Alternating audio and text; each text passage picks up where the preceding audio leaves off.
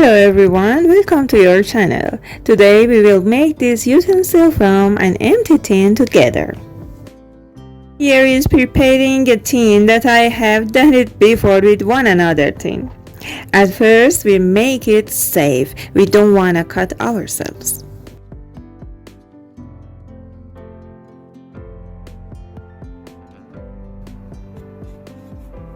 Then I covered the spaces between edges and body of the tin with a little multi-purpose glue.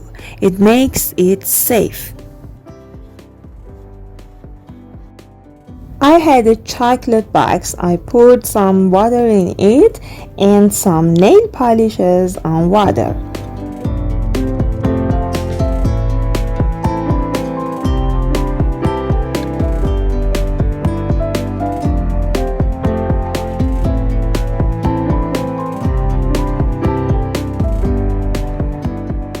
As you see, I rolled the tin on water and it doesn't need any other glues.